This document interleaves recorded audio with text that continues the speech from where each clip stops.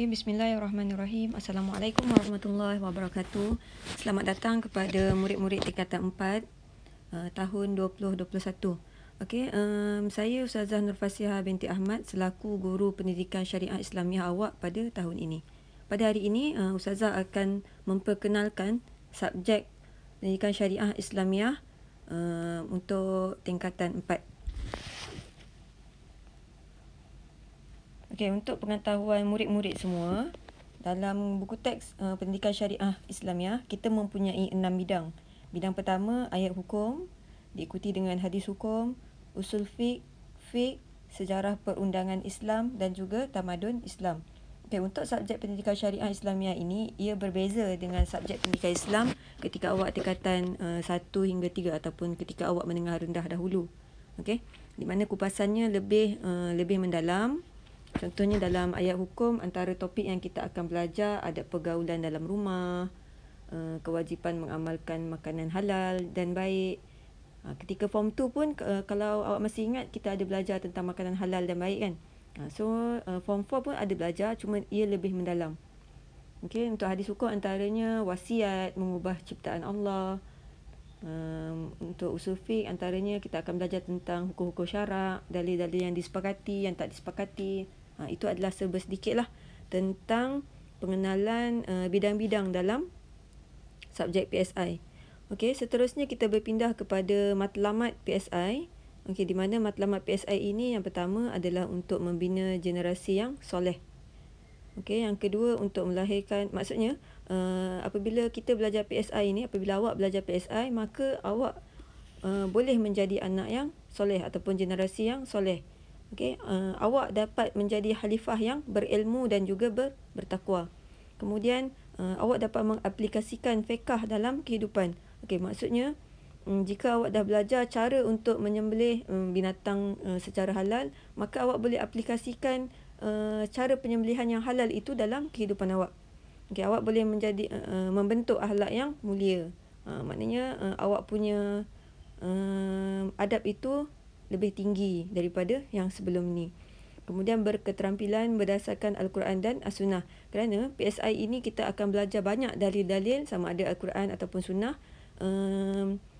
Maka daripada dalil-dalil itu akan membentuk peribadi awak lah. Sebab awak dah tahu banyak dalil dan automatik bila kita belajar banyak dalil tu, secara tak langsung dia akan tertanam dalam jiwa awak. Okey, antara lain matlamat PSI juga ia menyumbang ke arah peningkatan tamadun bangsa dan negara. Macam mana PSI ini boleh menyumbang kepada bangsa dan negara? Maknanya contohnya kalau awak menjadi doktor suatu ketika hari nanti, maka awak adalah doktor yang mempunyai asas pendidikan syariah Islamiah. So kalau contohnya dalam mengaplikasikan kerja tu dengan beramanah, ikhlas, okey, awak lebih awak lah yang akan meningkatkan pembangunan negara tersebut. Okey, seterusnya memelihara maqasid syariah. Apa itu maqasid syariah? Kita akan belajar dalam kita punya silibus nanti. Antaranya kita akan maqasid syariah ni ada 5 lah. Contohnya menjaga nyawa, menjaga akal. Okey. So kita akan tengok dalam silibus kita nanti. Seterusnya, untuk menggarap amanah demi memelihara kesejahteraan alam. Dalam masa yang sama, bila kita belajar PSI ini, apa kaitannya dengan alam? Ustazah ambil skop yang lebih mudah lah. Contohnya dekat sekolah, kita tak buang sampah rata-rata. Kita tahu letak di mana, kita tahu tempat letak sesuatu barang tu. Contohnya kalau sampah dalam tong sampah, kalau bahan-bahan recycle dekat tong sampah recycle, dekat tempat recycle. Itu contohnya lah. Dan pada masa akan datang, awak akan lebih memelihara alam ini, tidak melakukan pembakaran secara terbuka, penebangan hutan secara berleluasa. Itu semua dapat kita elakkan. Okey, dan apa yang akhir sekali matlamat PSI ini adalah untuk mencapai kejayaan di dunia dan di akhirat. Okey, bila mana kita belajar agama ini, bukan hanya kita akan berjaya di dunia, maka kita akan berjaya di akhirat.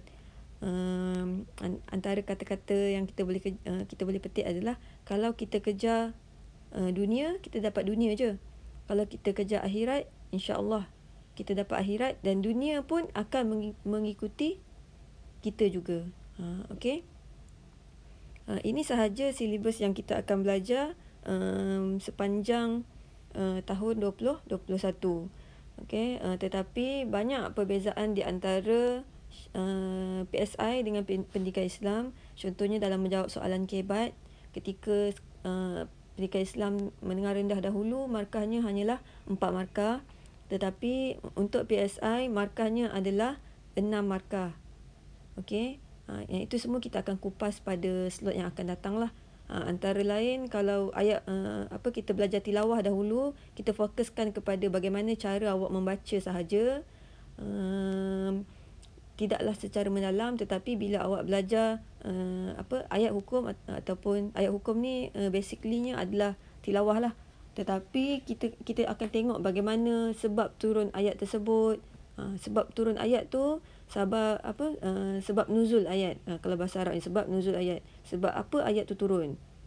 Apa kisahnya? Itu kita akan belajar. Kita belajar istinbat hukum, bagaimana cara untuk keluarkan hukum daripada ayat tersebut. Contohnya dalam topik pergaulan dalam rumah tadi. Adat pergaulan dalam rumah. Maka apa hukum yang ada dalam pergaulan dalam rumah tadi? Itu semua kita akan belajar. Okey, sampai di sini sahaja pertemuan kita pada kali ini. Semoga awak lebih bersemangat untuk belajar PSI pada tahun 2021, walaupun kita bermula dengan kelas secara online, tetapi ini bukanlah salah satu penyebab untuk kita patah semangat. Awak terus kekal termotivasi pada tahun 2021.